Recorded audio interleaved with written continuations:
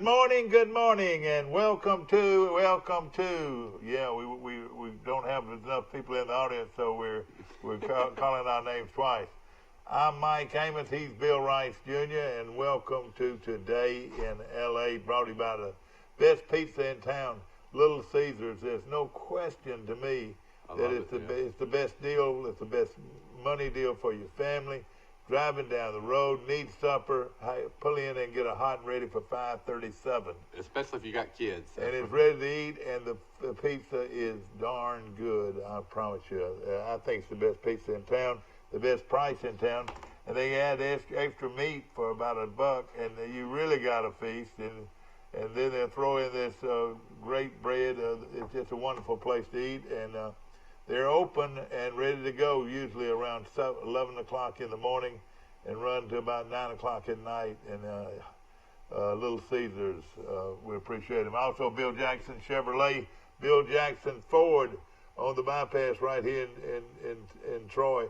You know, I've known Jim a long time. In fact, Jim's been on the show many times. And, well, he's the best football picker of anybody. He really is. He really is, and he's a great guy, and he loves his community, and he's selling cars like he's never sold them before. But we're looking at a guy. Let's just say this: it's sort of like a guy from Alabama is over here, the Chevrolet dealership, and a guy from Auburn over here, the Ford, because it's a big change when Jim Jackson at the Alabama side bought the Auburn Ford place over on the Auburn side.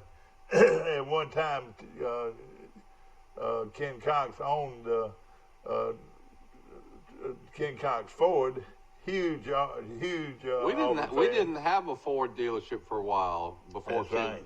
We had one, and then it disappeared. And some guys came and went, and they finally got a local guy to buy it. And, of course, Jim Jackson Ford, Jim Jackson Chevrolet, and they're dealing, I believe, no question about it today.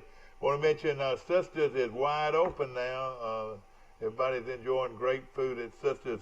They don't have the buffet yet. I know. I miss it too. But I like their food. Their vegetables, the 3 vegetables and 1 meat. It's the same food. They just bring it to your table. No question about it. And they will throw in a hot dog if you want it. You know. No. You know, to me, then there's some hot dogs out there, and there's some that are not. What is your favorite wiener? Chris's hot dogs in Montgomery. You like to go to Chris's? I like the chili dog at Dairy Queen is good. What you're saying is their sauce is real good. Is that right? I know. I've got to know those people when I lived in Montgomery. That's an institution. That's one of the oldest businesses in Montgomery. Yeah. Well, you know, Rusty Gibson, who was born and raised here in Troy, and a lot of people know the Gibson family, and his daddy was the tax assessor for Pike County a long time. His granddaddy was probate judge. Well, he is married to Catherine, who is the president and CEO of Ziegler's Corporation. Is that right? That's Rusty Gibson from Troy. And he's in Tuscaloosa, yeah. His wife sits at the head of the table when that board group meets with Ziegler's. Of course, they're located in Tuscaloosa. And I told Bobby, my brother is the publisher of the Tuscaloosa News, I said, you need to go see Rusty and tell him hello. He probably already has. Well, he is an attorney with one of the largest firms in the state. He's one of the partners at Gibson, right there in Tuscaloosa. And, of course, he's got business interests all over the place, even down in the Virgin Isles. He made an investment down there. There is a tram in the Virgin Isles. What's the name of the St. Thomas? Yeah. St. Thomas, I reckon that's what it is. I think it is. Virgin Isles. You got the British There's a tram that goes to the top of the mountain where there's a restaurant and there's a lookout. And have you been? Oh, I've never been, but I know where it is. he and another guy from Tuscaloosa, Alabama, owned that tram and have owned it since the 70s. So he's been involved in that for a long time.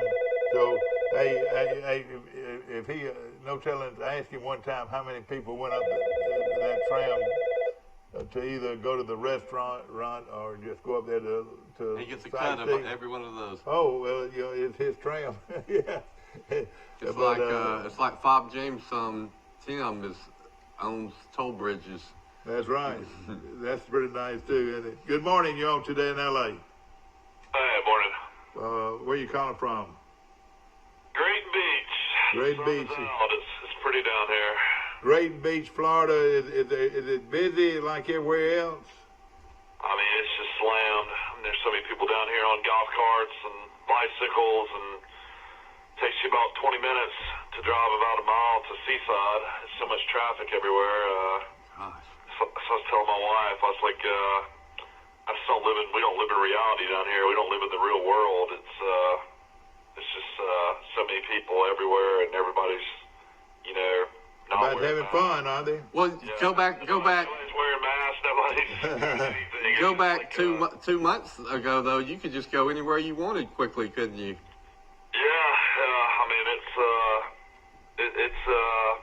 definitely the shuttle services are running again. I mean they say the restaurants are at 50% capacity, but I just don't see it. I mean, because when you go by the parking lots are just slammed; they're just full, and then it's just one of those things. All these restaurants now have so much outside seating. They move so many tables outside. I guess you can get away with it. It makes it nice. It gives it the French look, doesn't it? Yeah, yeah.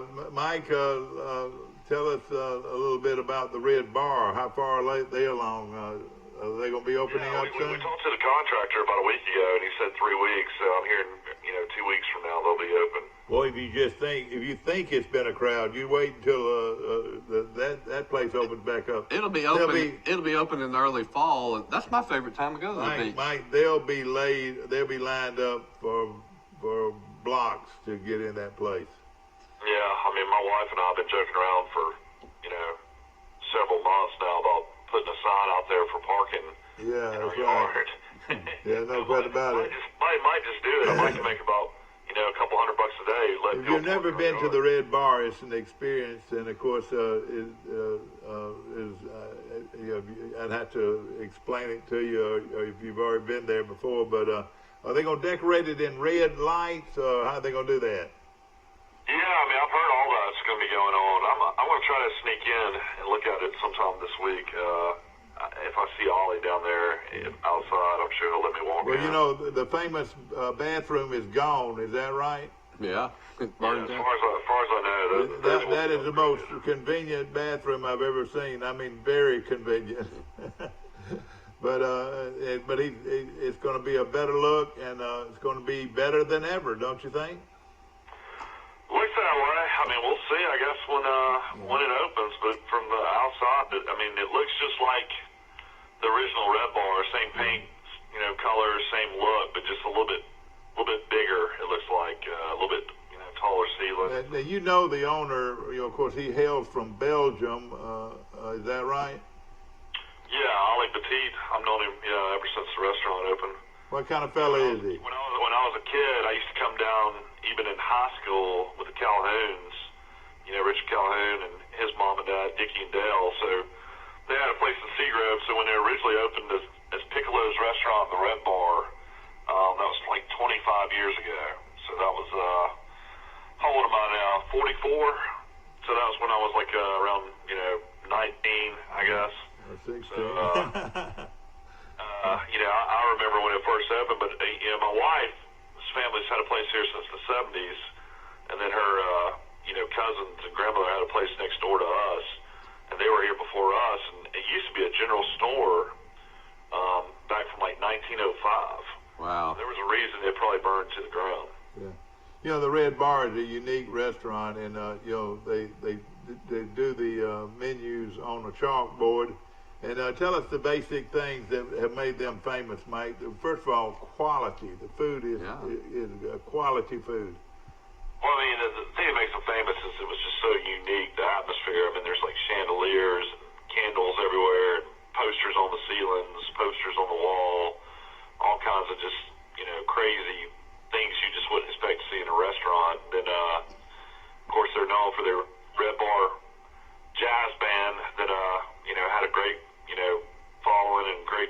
that band be there when they open back up? Yeah, they'll be there. You know, and then is that Dread Clampett? Who is that?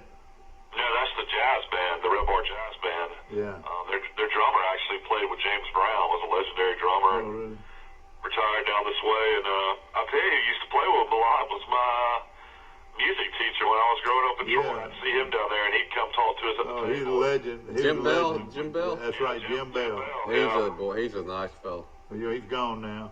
Yeah, he passed away, but he's a great man. He was well known down there. You're right. He's well known everywhere. He played all over. Yeah. He played at the Bridge for a long time, Mike. You know, we used to see him there. He played when they owned the other bar at 331. Yeah. That's where Mr. Bell was like the lead guy out there. Tell us the main, some of the, this is a advertisement for the Red Bar, but it's interesting. Tell us about the good food. Well, I mean, the best thing about it is, you know, I mean, they have amazing, you know, lunch. If you like my sandwiches, they have huge sandwiches, and then my wife thinks they have the best tuna dip on the beach, and then I think they have the best gumbo I've ever had, seafood gumbo. That's what You said that for a long time, yeah. And then you love their grouper fingers. They call it fish and chips. Well, and when you can order grouper at that price and that, you know, I don't mind paying for something if the food is good and if it's enough of it. I used to always be concerned about it. At the Red Bar, it was always enough of it, and the food was They great. also have the best key lime pie I've ever had, which is incredible. And then they have the best spicy Bloody Marys, if you love a Bloody Mary. Who doesn't? Now, their waffle is good, too, isn't it? Isn't it famous? Yeah, my mother-in-law gets that. But, you know, at night, it totally changes, you know, as far as you get, you know, you got a big grouper dish over a cheese grid. And then, you know, they're famous on the weekends, Friday and Saturday and Sunday for their crab cakes. Of course, you know, they have, you know, the panade chicken that, you know, I love, you know, my whole life going down there. That's It is wonderful chicken sandwich. It's the best around. Chicken breast and their big old, you know, pile of mashed potatoes they give you. And, you know, I mean, they got everything. I mean, all kinds of just, you know, dishes. But it's nothing fancy, and it's nothing that you can't afford. You know, that's another thing. Of course, their Bloody Marys and their margaritas are the best on the beach, probably, wouldn't you say? Well, yeah, I mean, all that's good, but I mean, it's just the atmosphere, it's just the people, it's just a fun hangout place. I mean, I don't know what the new one's going to be like compared to the old one, but the old one was, you know, I mean, my wife, you know, lived down here for 5 years after college and still knew all the bartenders and all the people that worked there. So, I mean, it was always a lot of fun for us. You know, as much as I love to eat there, and I eat there quite often, I hope there's going to be room for everybody. You know, it's been so packed before, and you know, hopefully there'll be a lot more space. That makes me think of an old Yogi Bear quote, and I know you love your Yogi Bear quotes. Nobody goes there anymore. It's too crowded. And then they have a stuffed eggplant dish that's really good too, with scallops and shrimp that a lot of people like. Your mother loves that. I get that sometimes myself to have a change up. And then we didn't stay with the waffle very long, but you know, there's you know, they have a Belgian waffle that's good. Yeah. So they have brunch, or they have a brunch. Yeah, on Sunday, you know, is when they have the famous Red Bar bluegrass band, Dread Clampett, who a lot of people in Troy know. I mean, they play out at the Campbell's probably 3 or 4 times a year.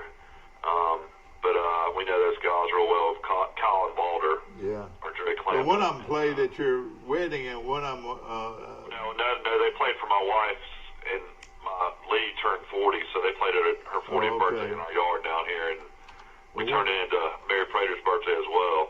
So that was fun. Well, of course, there's something really to look forward to, and of course, if you think the crowds are down there now, you know, they bust them into the Red Bar. You think they'll still do that?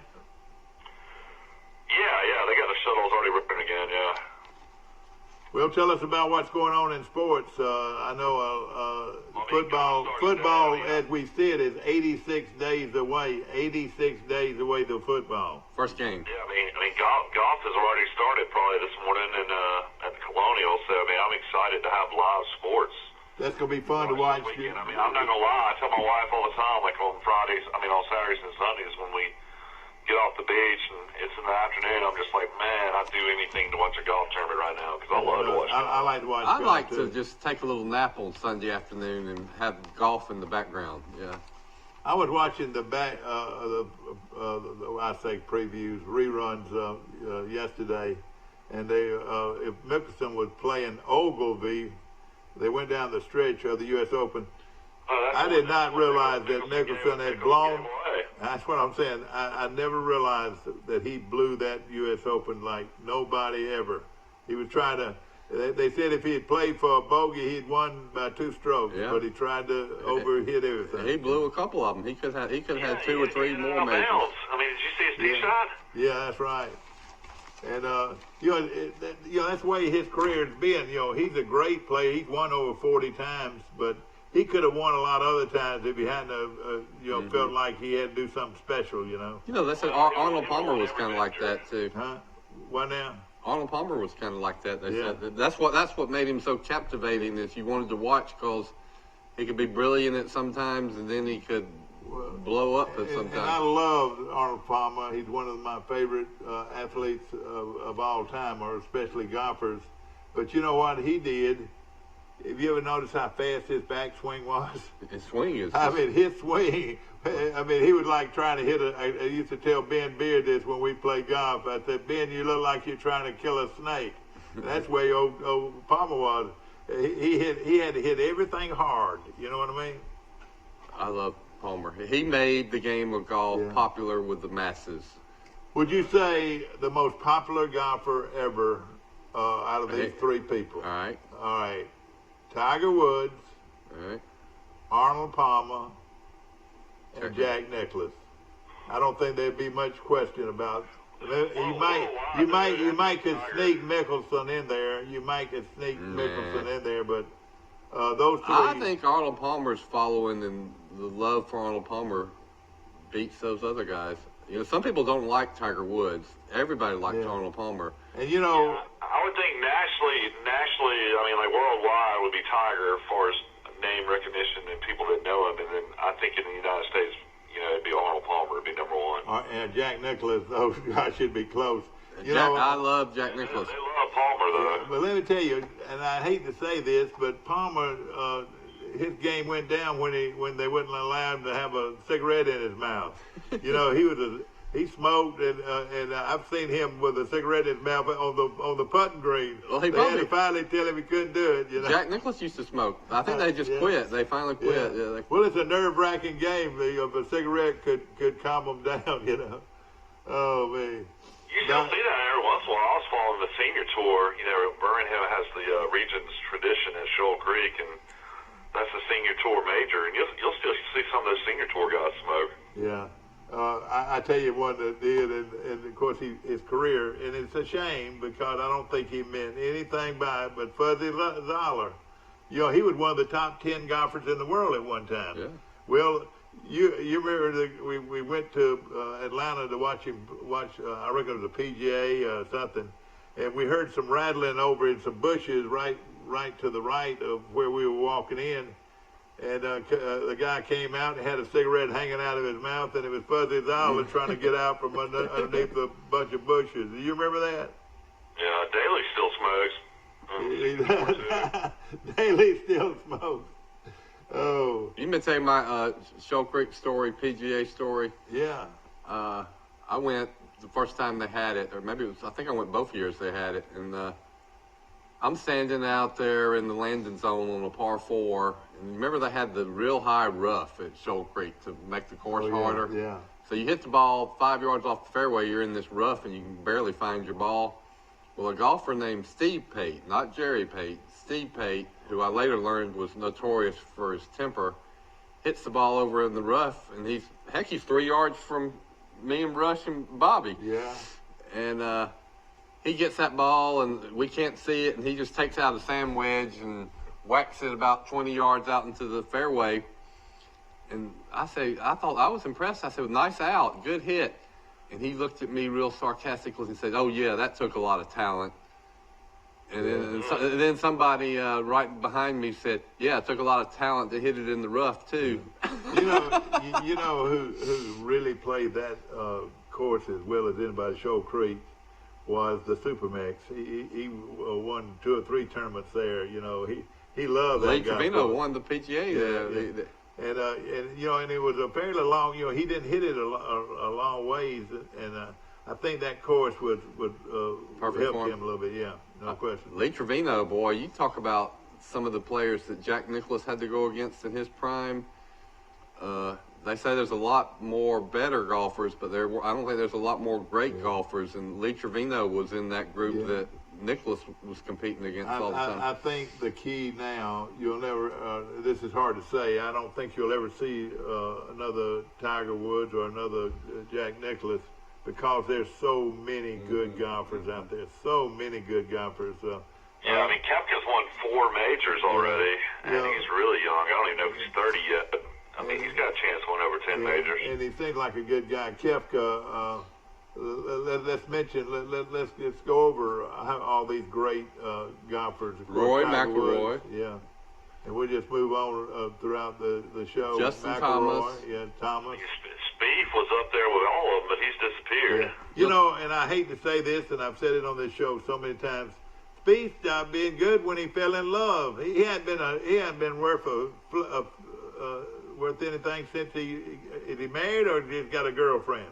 I think he's married now. He was engaged for a long time, and now he's married. And I liked him. How did you? You're blaming it all on his new wife, huh? Yeah. Ever since he found him a girlfriend, he found out there's something else other than golf. Now, if you read as much about Jack Nicklaus as I've read about him and watched some of these good documentaries, he credits a lot of his success to his wife Barbara, who just did an amazing job taking care of that. A big family, all those kids, still coming to the tournament, supporting him. What do they say? What do they say about a woman? You know, there's nothing that can compare with it. Nothing. I don't know, man. You tell me. You've been married 50 years now. That's right, and I'm very proud of that. We just saw your wedding pictures. In fact, Mike, your sister, your twin sister, is. Yeah, they came to Troy, didn't they, Camille? Yeah, they're down at the beach house right now, so you need to run down there and see them. I'm sure we'll run into them. My girls will want to see them. Yeah, of course. They drove down yesterday, and they're having a good time.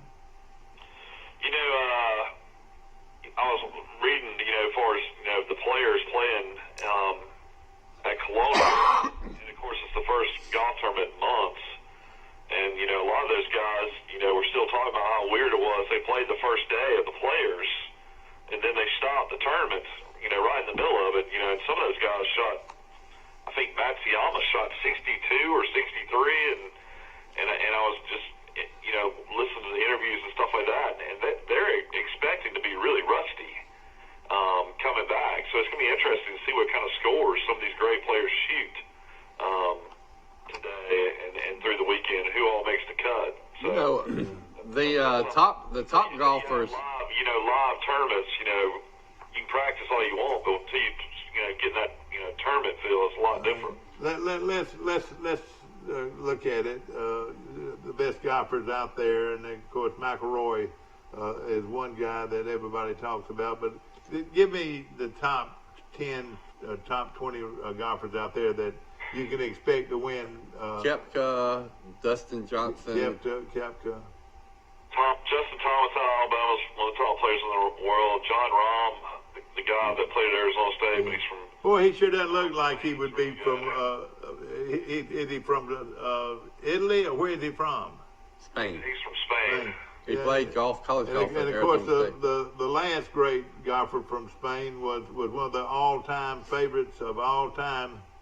Yeah, Seve Ballesteros, and Ballesteros would be a top 10 golfer, wouldn't you think?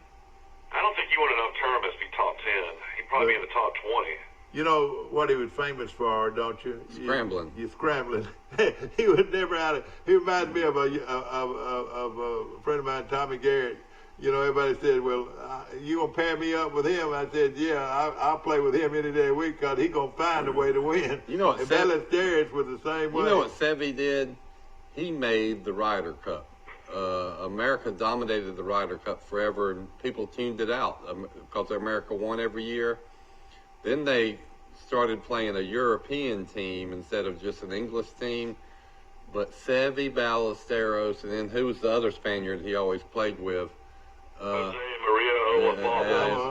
But they kicked butt in the Ryder Cup. Yeah. Their record is amazing, and Europe started winning these Ryder Cups over America. And you know, those guys, and for some reason, it seems like the foreign players take the Masters more serious than the Americans do. The Masters or the Ryder Cup? The Masters. I think the Masters is something that these Italians or these foreign golfers do so well.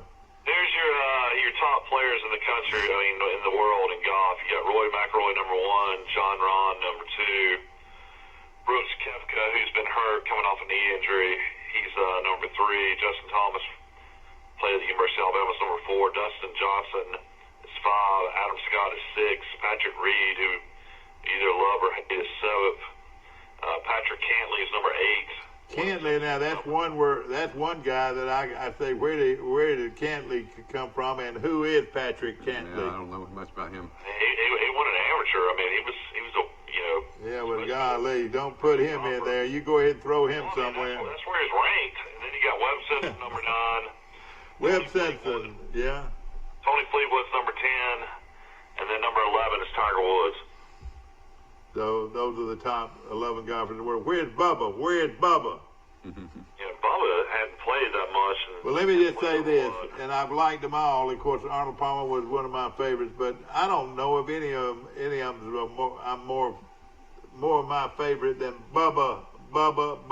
You know who my grandmother used to love? She never played golf in her life, but she loved watching it on TV, and her favorite player was Fred Couples. I like Fred Couples. And you can put Couples in there as one of my favorites Bubba is too. number 53. And Couples is? No, Bubba is. Bubba Watson number 53. What happened to Bubba, Mike? Well, why is that? Well, I just don't think he plays as much and, hadn't played well. It's, a lot of people, ladies and gentlemen, they don't like him because he's never taken a lesson. I mean, he does it awkward. Now, surely he's had a swing doctor or something. I'll tell you something else about Bubba that in doing my research on Griff McCrary, Bubba Watson has bad ADHD, attention deficit hyperactive disorder, as do a lot of golfers. It's interesting. They have a hard time concentrating and they're hyperactive off the course, right. But when they get on the course, they can just focus on golf and excel. Is it a draw? He's also a big sponsor of the CBD oils. Bubba is. He's real into that right now. What is that? Oh, the oils. Yeah, I got you. Well, I'll tell you this. He played junior college golf in Mobile. Yeah, right there in Bay Minette. Yeah. Played at Bay Minette, and of course he's a fun golfer. Yeah, Bubba Watson from Baghdad, and then you had Boo Weekley from Jay, Florida. That's right. And then guess who the other guy was? Well, you had Heath Slocum. Heathcliff Slocum was the other one. All three of those guys at one time played on the same high school golf team in. You're kidding.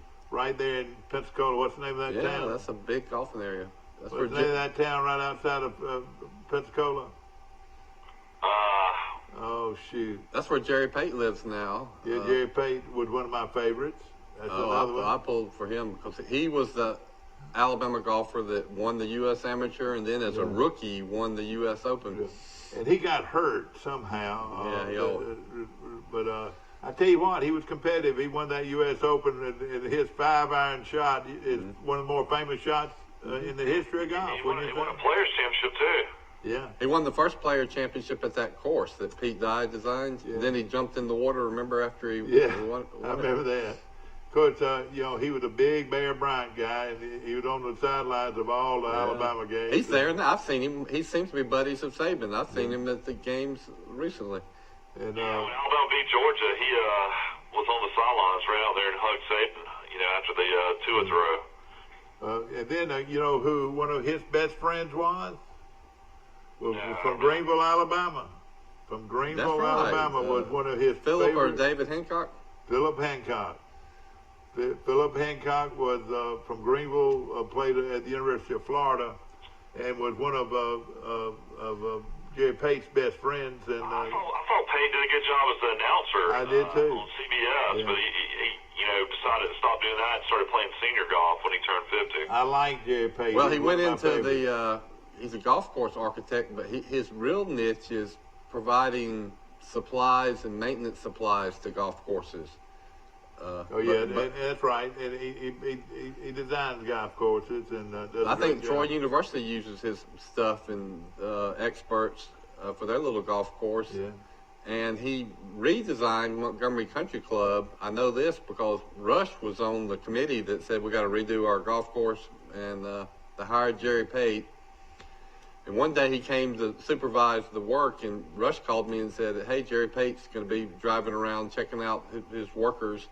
He said, "You want to ride with him and get a story?" I said, "Shoot, yeah." So I rode in the cart with Jerry Pate and talked to him for about an hour. He's a nice guy. He's a sharp guy. But one of my all-time favorites, and we've thrown out Mickelson, we've thrown out Palmer, but you know who? And then Bubba is one of my all-time favorites. But let me tell you this: I grieved over the young man that died in the plane crash. Payne Stewart. Payne Stewart. Boy, I like Payne Stewart. And you know what? When he died, You like the way he dressed. oh, I loved it. I loved it. Something that not just anybody can wear those. They call them knickers, I think. You know what?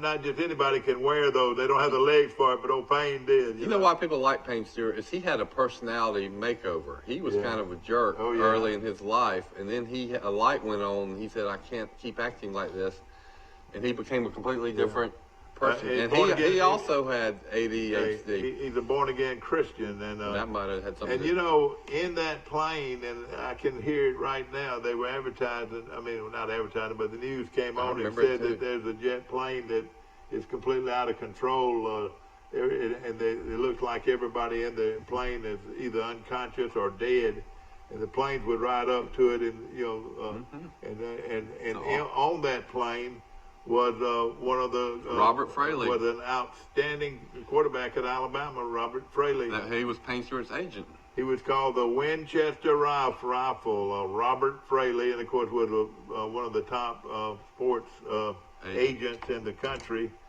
And what had happened had something to do with the oxygen in that plane, something like that, and everybody was pretty much. They just had to wait for it to crash. I had never heard of that in my life before then or after then. Have you? Yeah. You haven't heard about it before, I don't think. But, of course, he was the agent of Payne Stewart, and they were going somewhere to work on a golf course. They were? And, of course, I can remember him, they called him the Winchester Rifle, Robert Fraley. Came out of Winchester, Tennessee, and was one of those many Alabama quarterbacks that he was the third string quarterback. But you remember Coach Bryant played three quarterbacks a game a lot of. I thought. But then the people in front of him got hurt, and lo and behold, for a couple of games in one season, Robert Fraley led the Tide and got some big wins. And one of them was against Tennessee. Mike, we went to that game, I think. Did we? Is that right? Didn't we go to that Alabama game? What, when Fraley played? Yeah.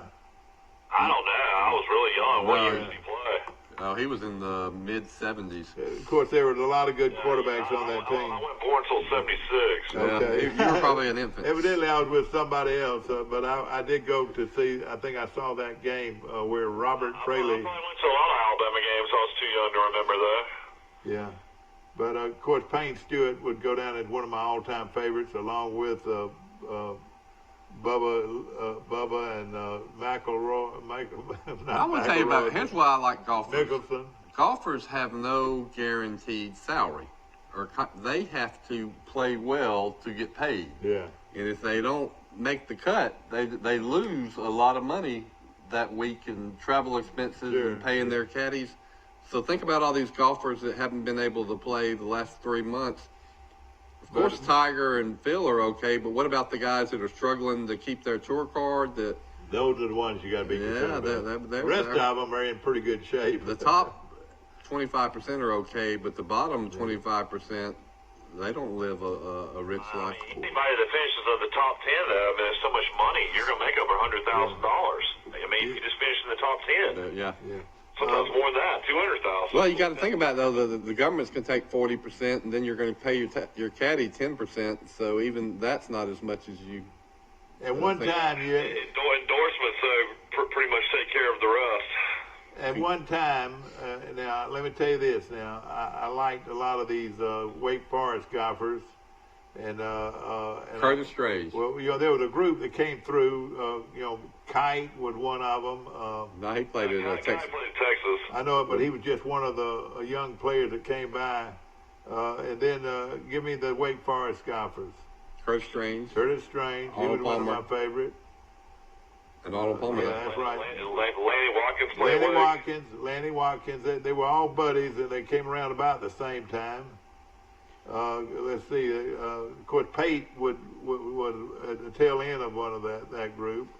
Now, Pate played at Alabama. Yeah, I know it. But we're just talking about they were contemporaries. Different players during that period of time. One of my favorite golfers from that era, just a class person, and that's what I admire, is Tom Watson. I like Tom Watson. Watson was always one of my favorites. He's a class guy. I watched the documentary a while back during our COVID sabbatical about that British Open that he almost should have won at the age of 59 or 60. Y'all remember that?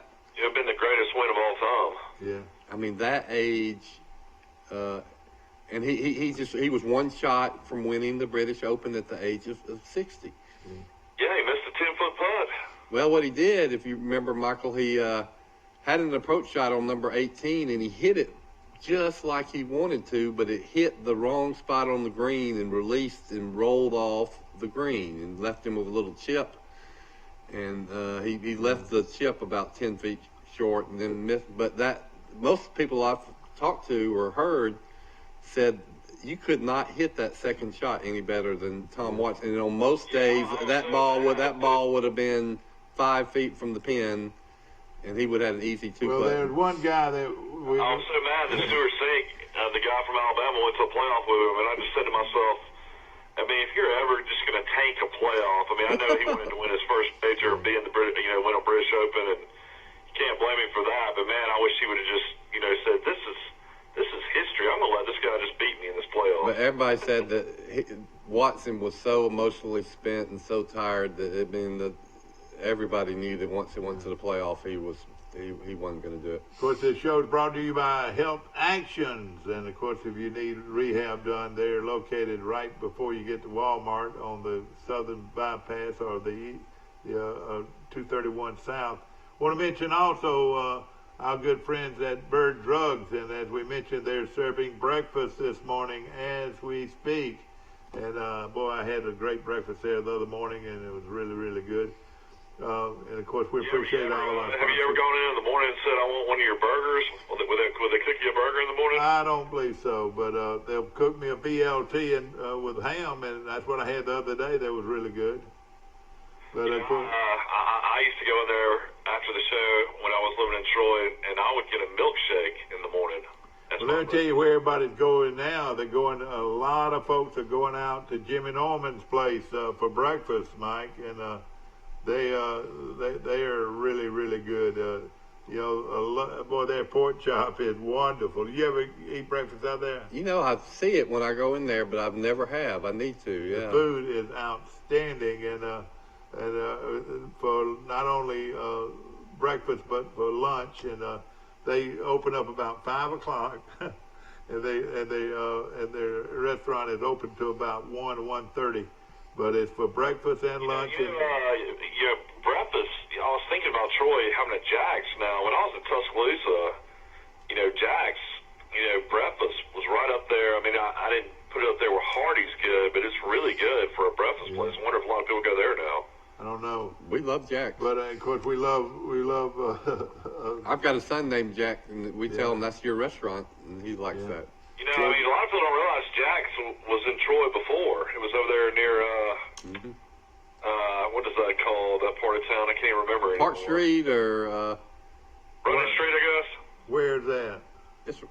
There was a Jack's where CGI That's is. right. That's where the old Piggly Wiggly was, and the Hollis Furniture, and that shop. They put it there. I always thought that was a weird location for a fast food restaurant right there. But if you think about it, though, it's walking distance of the university. Yeah, that's probably that's one of the reasons they did it. They need more of, yeah, actually. My great uncle Bill Chapman developed that shopping center, and I think he owned that land that Jack's.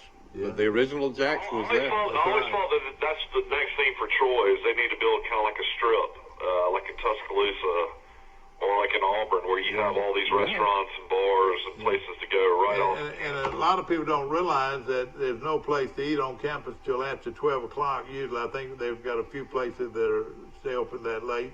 But college kids don't go to bed. There's a lot of them just now getting started around 11 o'clock. I didn't go out in college until midnight. That's right. And that's why you were a straight A student, wasn't it? Yeah, exactly. We'll take a short break. We'll be right back. Boy, y'all.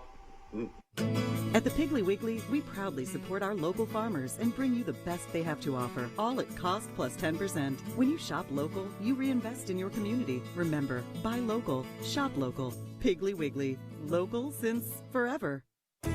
A personal touch, a high level of trust. Whether it's checking and savings accounts, personal or business loans, or our local friendly service. That's what Troy Bank and Trust customers expect. But now we offer more. Free identity theft protection for our new and existing customers, protecting your family's time, money, and good name from identity theft. Because protecting your identity is now a big part of our identity. Trojan Auto Parts of Troy, home of Napa Know-How. Stop by and see owners Mike and Melissa Kilcrease and their Napa Know-How team with over 100 years of combined experience. We're the only locally owned parts store in Pike County, and we're fully stocked and ready to serve you.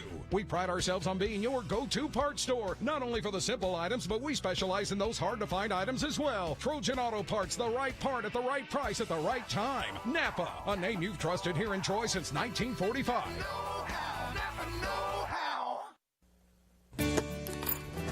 Have you seen an increase in your insurance premiums or significant change in your insurance coverage? Let Sandbeck Insurance offer you a better plan to suit your business or personal needs. Sandbeck Insurance offers many lines of insurance, whether it's home, farm, or auto insurance, work comp, business, or health and life policies. Sandbeck is here for you. Call or visit our Troy, Enterprise, or Andalusia office today. Sandbeck Insurance, where we take pride in taking care of your insurance needs. His last name's Pratt, Shane Pratt. Back to our show, ladies and gentlemen, and of course we're talking golf this morning, and the reason we're talking golf is, hey, they go on the air about what time?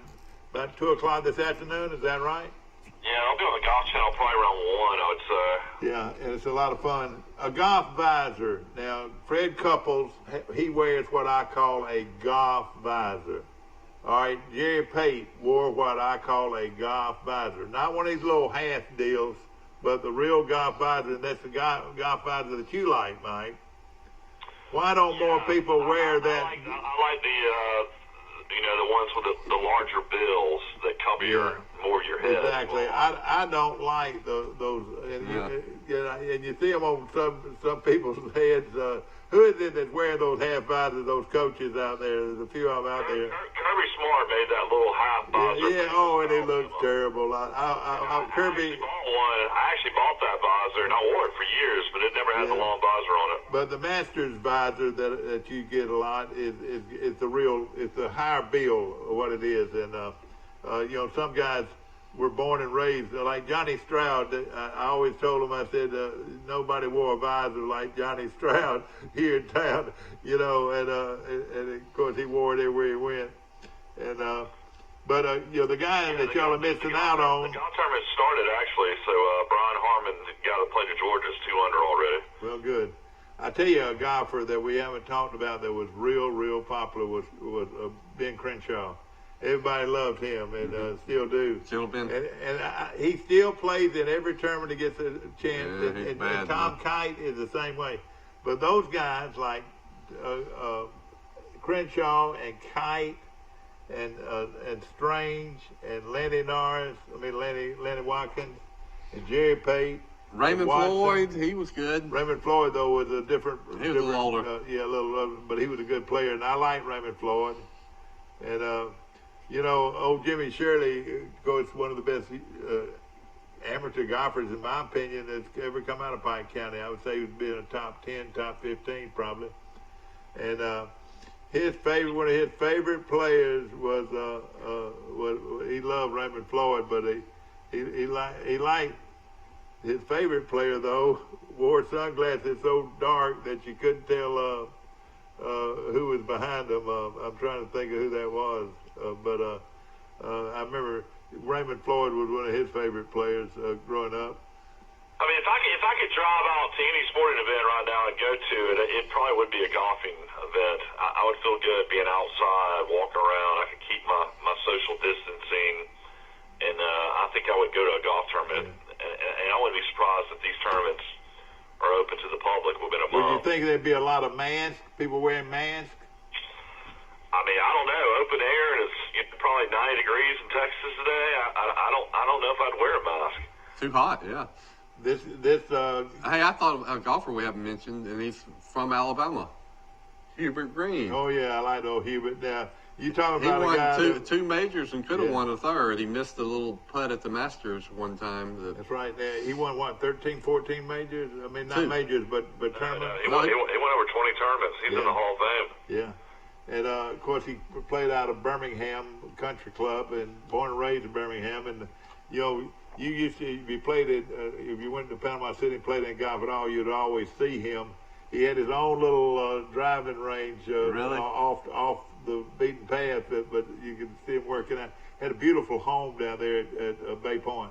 My mom and dad saw him down there one time when they went to the beach. But now sat next to him at a restaurant. He didn't try to win any popularity contest. he was one of these guys that was in his own world. And I tell you something about him, and one of the great golfers in Alabama today lives right across a few miles down the street here. Joy Holly. Hubert Green, his hands were real close to the ground. Yeah. He was a very good short iron player, And if he ever won tournaments, it was normally tournaments that were not real long. Yeah. Not real long. And if you ever got into a match with him, he was really good with a short game. I'll give you. Let me ask you a trivia question. You remember the British Open that Tom Watson and Jack Nicklaus ran away with it? They dueled the whole tournament, won by 10. They were both 10 strokes in front of the field. Tom Watson ended up winning by 1 stroke over Nicklaus, who was third in that British Open. Oh boy, Hubert Green. Hubert Green. He was 10 shots back behind Tom Watson and Jack Nicklaus. Of course, you had Nicklaus and you had Palmer and you had my South African buddy Gary Player. And tell me who the other top 4 players in the world were at one time. Well, his name was Weiskopf. You remember Tom Weiskopf? For a while, At one time, Weiskopf was right in there with. What about Johnny Miller? For a couple of years. Johnny Miller, you're right. You could throw Johnny Miller as in good there. as anybody for 3 or 4 years. And I don't know what happened to Johnny Miller, but at one time he was the best golfer in the world. He's like he gets the yips. He became a broadcaster for about 30 years. And he was really one of the very best. I don't know of any of them. Tom Watson would have won 4 more majors if he didn't develop the yips. He couldn't sink the tester putts. Yeah. His game and swing and irons and drives were as good as ever. All right, back in I those. was reading an interesting article. This is a change up from golf. It's talking about Alabama's 10 fastest growing cities with the census coming out. Troy. They're wanting to talk about some of the fastest growing cities in Alabama, and here's the 10 fastest growing cities in Let's Alabama. hear it, yeah. Number 1 is Pike Road, Alabama. All right, of course it's going to increase quite a bit from there because they got Ponder as a coach. Well, I can contend. Let me tell my Pike Road story. All right, this guy used to live in Pike Road. I lived in what was it? Something Creek subdivision right off of right down from Pike Road Town Hall, that little strip center. When I came there was a dead end at my street. There was one little cul-de-sac that had one house in it. Then I lived there for 5 or 6 years. When I left, that little cul-de-sac probably had 40 or 50 houses, but they did away with the dead end, cut a road through there, and I would say, Mike, that there are 400 houses in those new streets that they opened up just down. That's one of the reasons I wanted to leave, because the traffic on my main road had gotten so bad from all the new cars. Of course, the mayor of that town, I know him real well. I've got the numbers. From 2010, Pike Road was 5,400 people. In 2019, it's 10,159. Okay. So that's an 88% change as far as your population. In 10 years. They've got public school out there now. That's important. Well, everybody Not wants, private, but public. Everybody wants to avoid the private school tuition, and if you don't live in Millbrook or Prattville or Wetumpka, you live in Pike Road. That's right. Number two is Fairhope. Fairhope went from 15,000 people to almost 23,000 people. All right, if there's a yuppie town in Alabama, it'd be Fairhope, wouldn't you say? Yes, where the rich folks I live. want to go down there when I retire. How big is Fairhope now, Mike? Almost 23,000. Well, that is fast growing. And then Foley is third. Foley, Alabama, of course, home of Kenny Stabler and Julio Jones. Do you know I helped them get that outlet mall there in Foley? I worked on that project. So Foley went from 14,600 to now 20,391. So that's the increase in 10 years. Now they're 6A, or are they going to be 7A? What are they now? I think they're 6A still. Chelsea, which I've seen, living in Birmingham for 17, 18 years, Chelsea has grown tremendously from 10,000 people in 2010 to 14,000 in 2019. Now that heads out 57. Isn't that right, toward Gadsden? Or does that go through? That's 280 going down towards Lake Martin. That goes to Arab, but not Arab. 280 down towards Lake Martin. Pell City. Yeah, Chelsea's right outside of Inverness in Birmingham. Okay, but Pell City's on down the road. Is that I-20? And then on the list, these are the fastest growing cities in the state. Gulf Shores is from now at 9,741. In 2010, they're at almost 13,000 now. Another town that's grown a lot off of 65 outside of Birmingham is Clear. Clear went from 11,620 to almost 15,000. And at one time, it was the fastest growing town in Alabama, Mike. Yeah, this is surprising to me. Athens, of course, anybody's going to Nashville, you go through Athens, Alabama. It's right there on the Tennessee line. Went from 21,000 to almost 28,000 people. All right, now that's Huntsville, Mike. That's located between Huntsville and Decatur, and that's the reason it's grown so much. Everybody said that one day Huntsville would be all the way to Athens, and that is the truth. I worry you swear that. You got something called the Tennessee River that kind of keeps them apart, but then you got Daphne. Daphne went from 21,500 to almost 27,000. So that's the Mobile area right across the bay. And then this is shocking to me because my sister went to school in Auburn in 94, and it felt like a Troy. It was so small, and finished in 98. So Auburn went from 53,380 in 2010, and now in 2019, they're now 66,259 people that live in Auburn. And we're talking about Auburn, not Opelika. Is that right? Opelika's grown too. Auburn city limits. All right, and if you stuck them together, it's over 100,000 people. A lot more, yeah, you're right. Isn't that amazing? I mean, they bump into each other. They might as well be the same. Oh, yeah, they're twin cities. I mean, and then, after that, you've heard about this town a lot. Madison City, Alabama, which is Huntsville area, went from 42,000 to 52,000. So that's the 10 fastest growing cities in the state of Alabama. All right, Enterprise one mentioned and Troy one mentioned. Yeah, Millbrook used to be fast growing.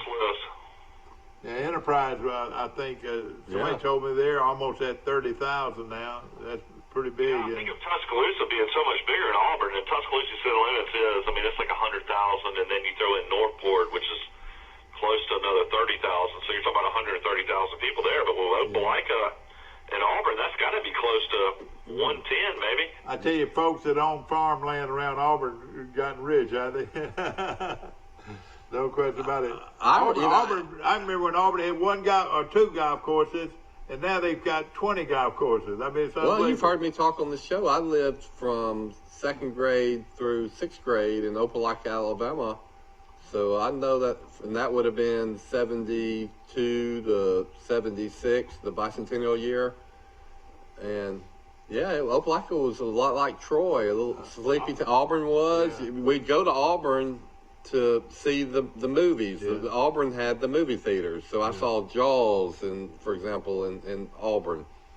Right. But then Auburn got a mall. That was a big deal. The Village Mall. That happened when I was little. Yeah, exactly. And they had the Salgahassee Country Club, which is now Auburn Links, I think. Salgahassee's not there anymore. Yeah, but they moved to a new location. Okay. That happened when we were there. And, I remember that, yeah.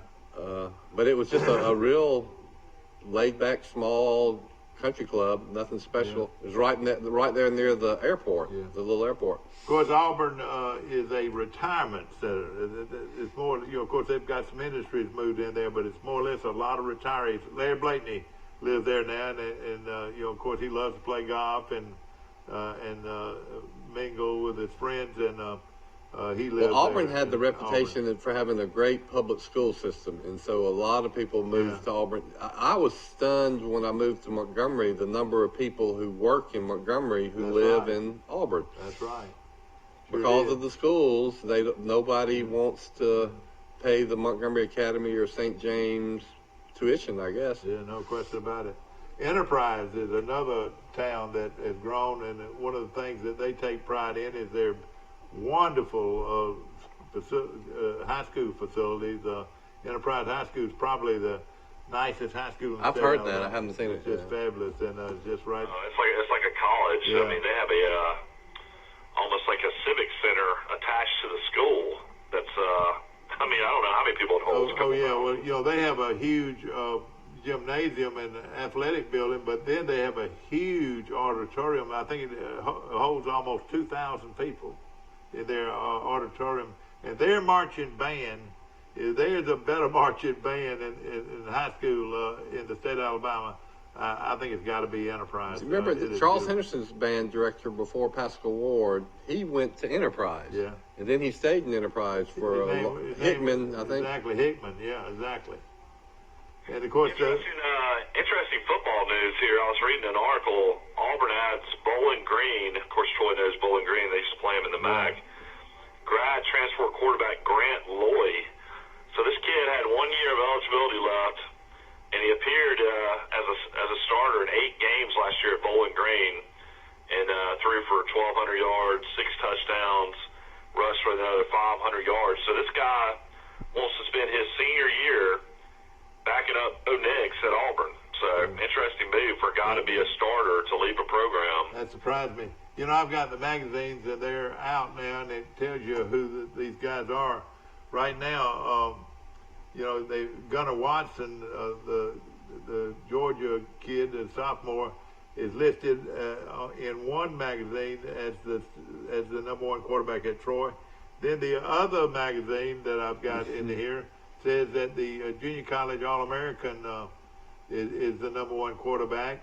And then there's another article that says they've got to take a look at this kid from, his name's Rule, R-U-L-E, and they think he's a pure freshman out of Georgia, and a lot of people think he's going to make a run for the starting quarterback at Troy. So that nobody knows. Last name's Toole.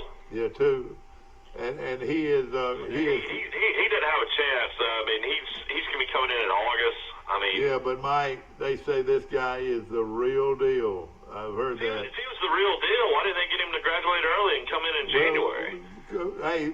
there was a little virus that took place, Mike, about that I know, time. but the virus wasn't around in January, Dad. All those guys. Mike, where did you get that they weren't there in January? Well, I mean, I was saying, Nobody knew it, yeah. It went publicly. Yeah, that's right. We know it was there before, like in probably December, but I'm just saying he could have graduated early, like you see all these college kids do. Well, no. See, he wanted to play basketball on a state championship team.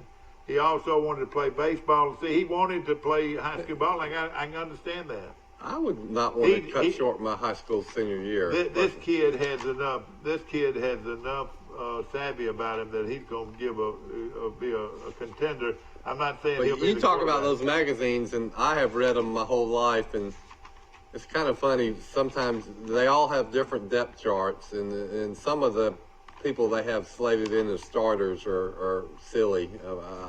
And you say, where did they get their information? That guy is not going to start. What about Jacob Free, the kid from Brandley? He's in the mix. Well, let me tell you this. Let me tell y'all a little story. Nobody knows Troy football outside of the staff that I do. I'll tell you right now, the quarterback that's right now leading everybody is the junior college All-American that they brought in here. And for this high school guy to say, hey, I'm ready to compete with this guy, it tells you a little bit about it. Well, if they can redshirt him, and then the junior college guy starts for 2 years, he can come in and back him up his redshirt freshman year. Then he'll have 3 years as a starter. That's perfect. Watson has been redshirted, Mike. Isn't that right? Yeah, Gunnar Watson. And he's a good player too. 6'3", 6'4", big tall kid. He comes from a good program in Georgia. I mean, Parker McNeil is the guy they brought in. Yeah, that's what I was talking about. College All-American. Exactly. And he is quite a player, no question about it. Parker McNeil. I was looking at Troy, some of their two deep Depth chart. They aren't like this magazine had Gunnar Watson as the starting quarterback, but rightfully so because he's the one that was the heir apparent. And then B.J. Smith, Mike, is the running back. Troy, of course, he was hurt and missed a whole year. And then Troy's got two more good running backs. One of them is the transfer from Texas A&M. Texas A&M. And so as far as quarterbacks depth, Troy is loaded at quarterback. They're loaded at running back. Now, I don't know what's going to happen with there's two or three other quarterbacks that we haven't even mentioned here that are pretty good players. But I would think some of these guys have got to transfer. What do you think, Mike? Yeah. Well, I was kind of thinking B.J. Smith maybe would look to, transfer out, maybe go to West Virginia and play with Neil Brown because, he's a grad transfer. He could go anywhere because D.K. Billingsley rushed for 1,000 yards in Scottsboro last year. And then the Woods kid out of Gaston City looked pretty good in spots. And then the kid out of Georgia, I can't remember his name. He played pretty well last year as well at running back. So. And then they signed the kid out of Atlanta that was one of the top running backs in the state of Georgia. Do you know that Troy recruits most of their athletes out of Georgia? And, Mike, a lot of people think that Georgia is putting out the best high school players in America. Yeah, I'm hearing that as well. I mean, Kirby Smart gets most of the great ones, but yeah, I mean, there's Auburn's always had a huge pipeline up Georgia. That's where a lot of their great players. What do you think about who Georgia has to compete with? Georgia Tech, which is a high standard academic program, so a lot of these kids couldn't even get in Georgia Tech. So that leaves the whole state to Georgia, except for now you got Georgia Southern and Georgia State. So, yeah, it makes sense that Troy goes over there and recruits. Let me tell you, Troy, Alabama, I mean, we've said it, I mean, I don't know how many times you can say it, but as far as a recruiting,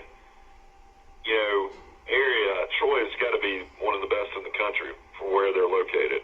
No question about it.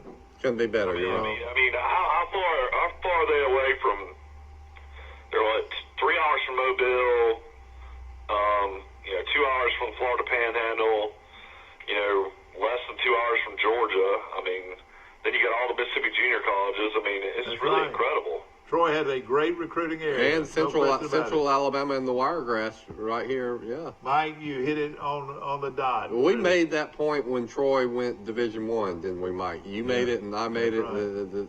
Troy was blessed to be in the hotbed of football. Well, let me tell you this, Mike. This is what I hear, is that Troy's linebacker, Marshall, is first-team All-American, Mike. I'm talking about first-team All-American, and this could be one of the first ever that we had a Division 1A first-team All-American. Did you know that, Mike? Well, hopefully he won't have to make as many tackles as he has the last couple of years. Maybe we'll have better players around him. But I thought that was, if that's the case, won't that be, that'd be a first for Troy to ever, and I forgot exactly which magazine it was. Was Troy Division I when DeMarcus Ware played? Yeah, they were. Well, see, he should. That's when they beat Missouri. Yeah, DeMarcus Ware should have been first. If these all-star teams knew what they were doing, he would have been first-team All-American. The scouts knew it because he was, the 11th pick overall? Yeah, the amazing thing is, McKelvin went 11th pick overall, too. And, McKelvin was a great kick returner, punt returner. And, he was a good quarterback. But, man, I don't think I ever thought he'd go in the first round as high as he did.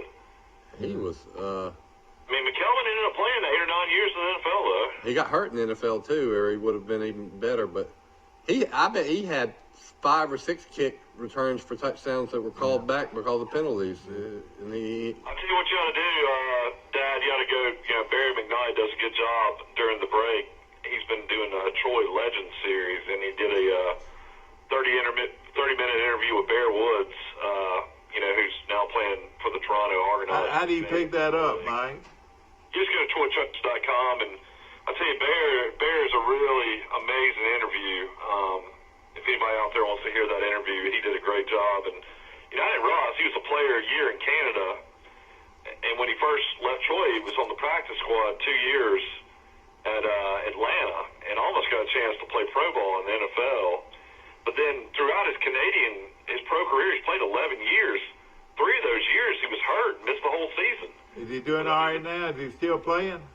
Yeah, he just signed a 2-year contract with the Toronto Argonauts, and he's part of the player committee and really involved. See, these Canadian, CFL teams have to have so many Canadian players, so it kind of limits the amount of guys from the United States that can come up there and play. I don't think people realize that, but he was talking about that as well. But he was saying that when he was at Troy, his biggest, influence as far as getting him ready, it was his linebacker coach, and you forget about this good name, but I always heard good things about it, was that Benji Parker. Yeah, Benji Parker is a very good coach, and he coaches over in Mississippi junior colleges.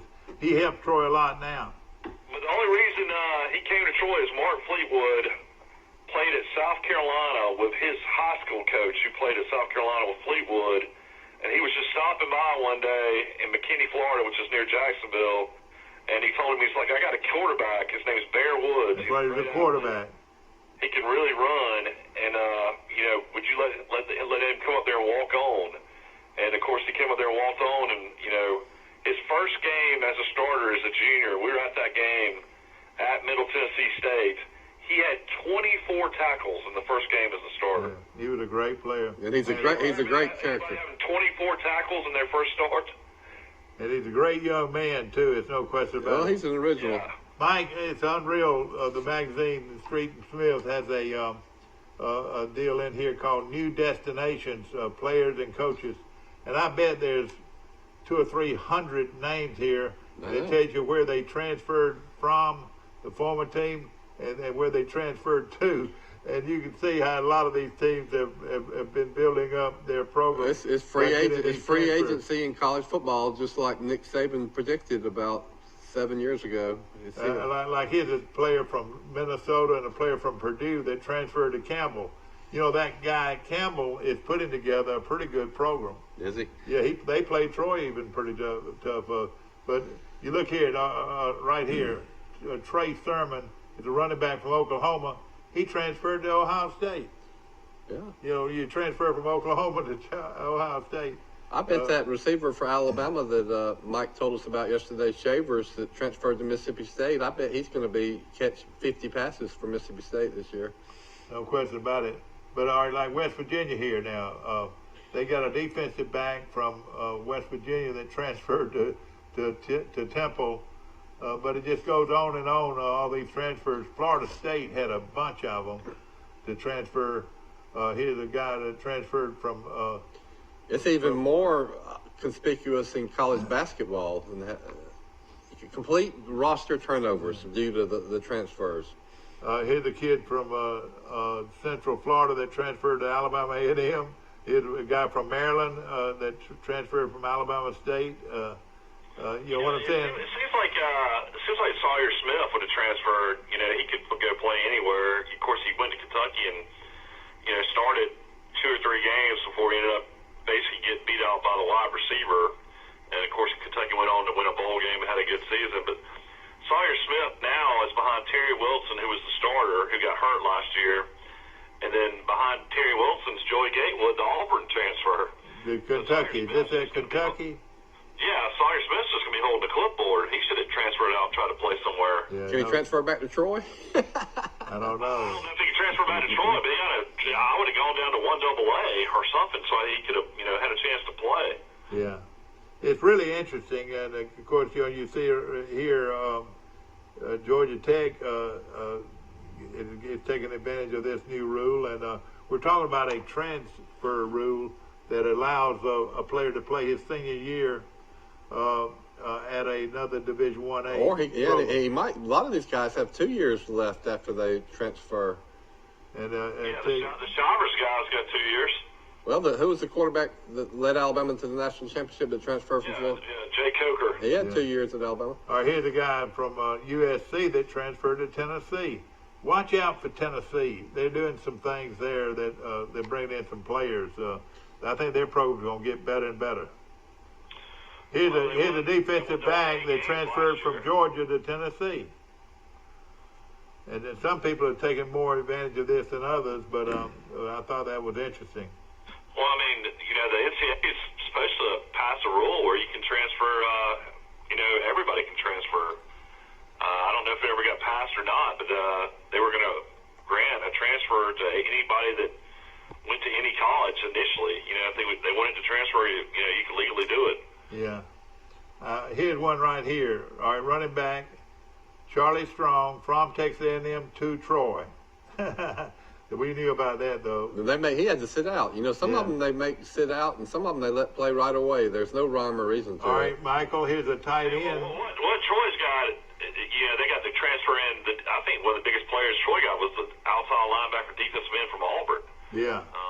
That sat out last year. And they had a guy that was a 4-star that went to Iowa and played linebacker. I don't think he got to play a lot at Iowa, but he's from the Atlanta area. He's going to be at linebacker for Troy, too. So, all right, I want you to... Iowa and Auburn that might be starting on Troy's defense. Good. I want you to hear this.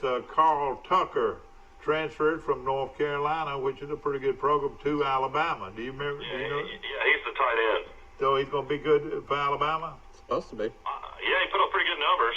And we were looking at some of these transfers. Alabama needs some help at tight ends, I think. But this magazine covers it about as good as I've ever seen. So I'm tickled that I've got a copy. They did it last year, and I noticed the same thing, Mike. There's just the pages of transfers. Yeah, and I don't even think that's a comprehensive list. And you can't blame these kids for wanting to play. Here comes my coffee. Coffee. Yeah, I feel like if coaches leave a program and take another job, I feel like every single one of those guys they recruited should leave, just like he did. Exactly. Ladies and gentlemen, one of the guys behind the scenes here is one of my very good friends, and he is one of the biggest supporters of Quack Quack. He's an Oregonian. How do you call it? Oregonian? Oregon, yeah.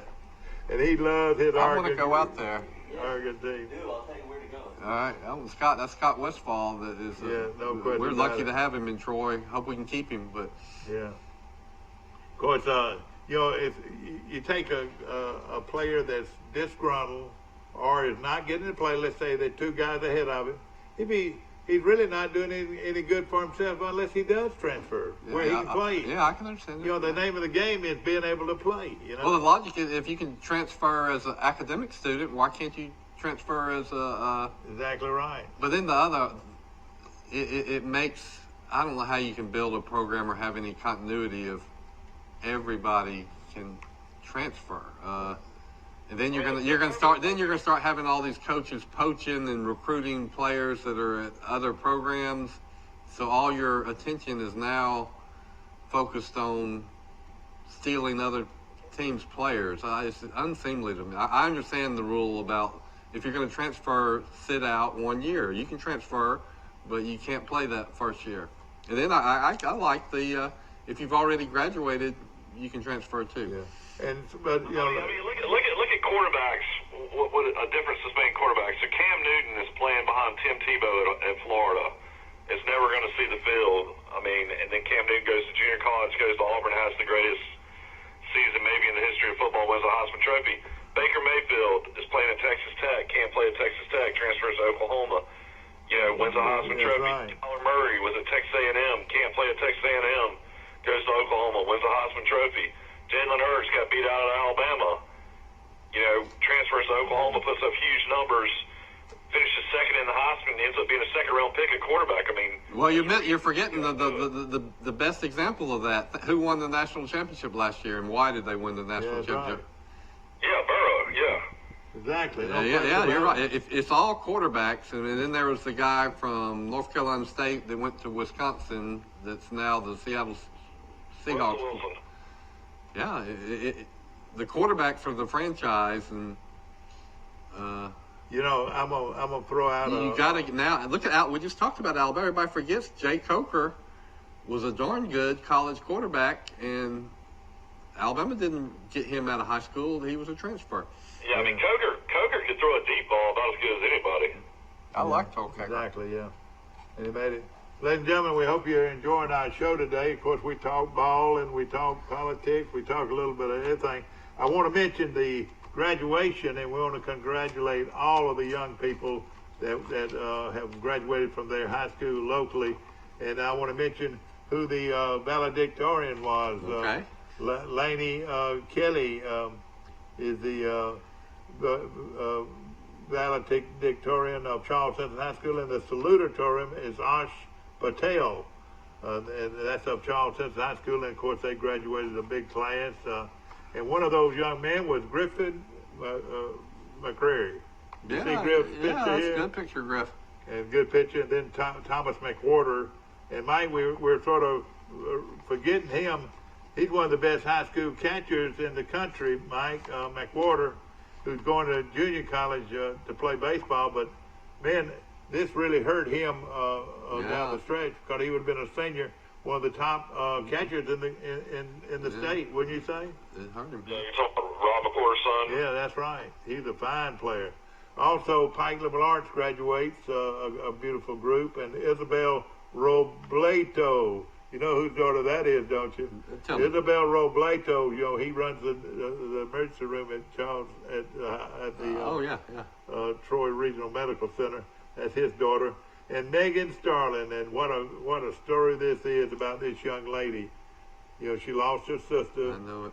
And then, but still turned around and is the salutatorium at Pike Liberal Arts. And our prayers and our thoughts go out to that young lady. Don't you know it was tough? And I tell you, I know the daddy and how tough he is. And, you got to be hard-nosed sometimes about everything and about life. And he was given a tough situation. Yeah, that's coming up on a year anniversary here. That's right. 4th weekend. What a wonderful young lady she is, Megan Well, Starling. congratulations to both and of them. Isabella Robleto. Let's take a look at Goshen's valedictorian. Were you the valedictorian or salutatorian, Bill? I was in the top 10% of my class. I got to wear that little cord. That was important to me. My twin sister, I think, was 4th in our class out of 165, and then I think I was 160. Yeah, thank goodness for the other guy. Ashlyn Jackson is the valedictorian of Goshen High School. Congratulations to her and a great career at Goshen High School. And this beautiful young lady, the salutatorium, Caitlin Hughes. And you know who's so proud is their mamas and their daddies, and they got so many reasons to be. Beautiful, beautiful class. Look at this young lady.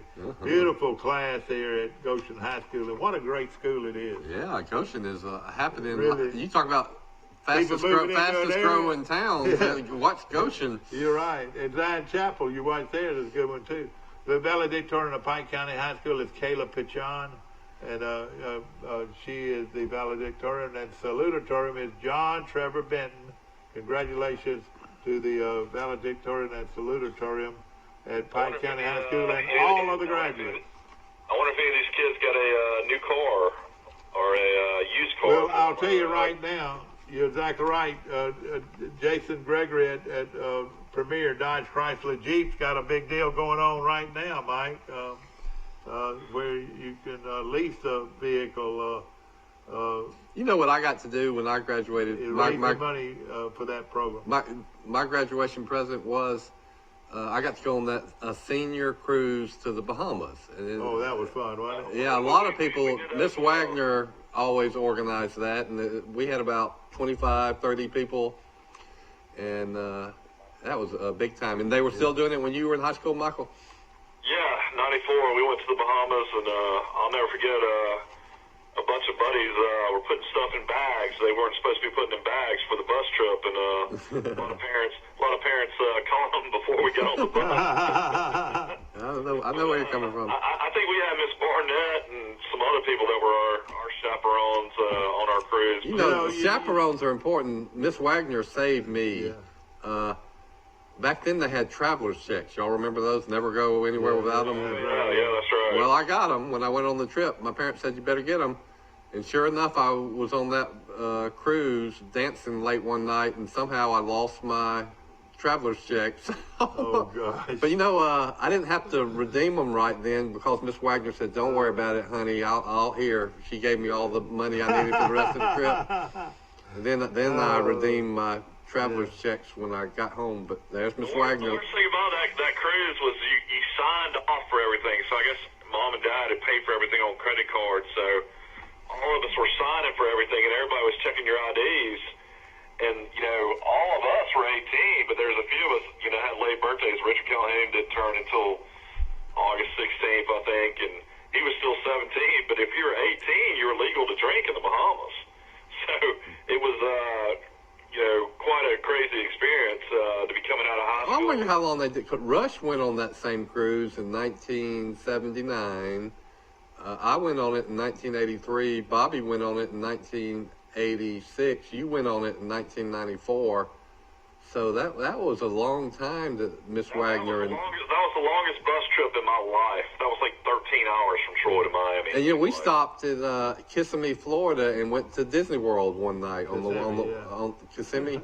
Yeah. Sorry. That's the only time I've been to Disney World. Was we went for 4 hours, and then we woke up the next morning and went down to Miami. Yeah. I mean, we were some wild kids. I would have hated to be a chaperone. Well, let me just say this: your trips were always as good as your chaperones were. Yeah. You know, they could make it good or they make it bad. That's a good point. You know, Francis and William Davis. Think of how many. Mike, think how many people Francis and William Davis escorted or chaperoned to the beach during this time of year. Boy, they could write a book. You know, Neil Armstrong, you know, friend of our show, and Neil does this show. Neil Armstrong was our chaperone back when we were really. I know it, and he wasn't much older than y'all were. I know that. We had Sam Johnson. Sam Johnson used to take. Oh no! No. Sam Johnson, the Larry and Helen Johnson's son. Yeah, he was our chaperone when we were like young in high school. Oh boy, that was something. Julius Pittman and Christy Pittman, I know they have done it before. Want to mention our good friends at Premier Dodge Chrysler Jeep and Ram Trucks. They've got the biggest sale of the year going on right now. And you talk about saving money on Dodge Chrysler Jeeps and Ram Trucks. No better deal anywhere. And remember this, nobody can beat a premier deal. Nobody, and we appreciate them. I'll drop a name for y'all. We like to drop names on this show. Yeah, we love to drop names. The principal of my high school was Herman Gunner. Yeah, mine too. No, Really? he wasn't. No, he wasn't. Wait He a was minute. probably on the faculty. No. He was on the faculty though. He was my ninth grade Science teacher. Well, he was the principal at my school, and his daughter, Rhonda, was a good friend of mine. She was she's probably the best twirler majorette to ever come out of Troy. She was the featured twirler at the Sounds of the South. But she went on that cruise, and we hung out a lot on that cruise. So she's now living in South Florida. Hello, Rhonda. Dad, And her mama might be watching. Your wife, Carol Amos, sent me a text. You need to go to the Troy Cable front desk and pick something up for her. Okay, I will do. Mike, to tell you the difference in Troy and Jacksonville State. Jacksonville State opens the season against on the third, one of the earlier games of the year against Florida International. Then they play North Alabama, Northeast Louisiana, Tennessee State, Tennessee Tech, UT Martin, Austin Peay, Eastern Illinois, Eastern Kentucky, Murray State, and Southeast Missouri. No, I don't like that. Compared to what Troy plays, it's No interest in Troy it. plays Arkansas Pine Bluff to start the season. I know They it, play and- Florida but- International. But then look at who Troy plays and who Jacksonville State plays. I noticed that North Alabama is trying to build their program up by playing some bigger schools than I was here. They're going to play Virginia Tech, and they're going to play BYU. Those are the two big schools That's they're going to huge play. for North Alabama. Yeah, that's right. Yeah, can you imagine North Alabama fans making the trip to Provo, Utah? I Yeah, bet I it's know a- it, exactly. That trip. I That bet, would it's be great. I bet it's a great trip. Don't you think it's a beautiful country? Have Yeah. you been out there? Yeah, oh yeah, I've been there for Yeah. Provo, Utah. Has Troy played BYU? No, but I've been there on a trip before. And Dad met a guy named Johnny Williams, Bill, and he saw the world. Johnny Williams and I, yeah, that's right. He didn't call in like I thought he was. Before we got on there, I said, Mike, we need to count up all of the towns and cities and stadiums you've been up in your life and then you've been to in your life. And I said, you know who you are? You are the guy that Johnny Cash sings about in his song, I've Been Everywhere, man. one of our family's favorite songs. Well, yeah, all right. It is fun to look at it. Dad's never been to Alaska or Hawaii. Hey, here's a trivia question for y'all. Everybody, I hope, has heard Johnny Cash's song, I've Been Everywhere, man. Yeah, that's right. There's two cities from Alabama in that song. Name them. I'll say Mobile and Birmingham. Nope. Guys, Montgomery? It's Opelika and Atmore. are you serious? Really? Wow, I have to go back and listen to that. Yeah. You know what? When he first got here, when Scott first got here, he said, "Where is Opelika?" Opelika, Alabama. Yeah. Ladies and gentlemen, I hope you I enjoyed our lived in show. Opelika. And of course, we appreciate all of our sponsors so very much. And want to mention again, Premier Dodge Chrysler Jeep and Ram Trucks got their huge sale going on right now. You can save a lot of money on a Dodge Chrysler Jeep or Ram truck. Have today. you ever been to Atmore? Oh yeah, many times. Have you ever been to Opelika? I've been to Opelika many times. I would almost. I've been to almost every incorporated town in Alabama. You've been everywhere, man. I tell you, even southwest Alabama, around that area. You've been to Provo, Utah. I've been to Provo, yeah, sure have. Saw the Olympics and all that too. Hope you've enjoyed our show. Of course, it's brought to you by a lot of great sponsors. We appreciate them so very much. And of course, we want to mention Jimmy Norman's wonderful, wonderful place for breakfast on the bypass right here in Troy. And I'll be going to run by there to get some breakfast this morning. Want to mention also Birds is open for breakfast now. So is Sisters for Lunch. All these restaurants are starting to open back up, and we're proud of them for doing so. We hope you enjoyed our show. We'll see you tomorrow, bright and early, for Today in L.A.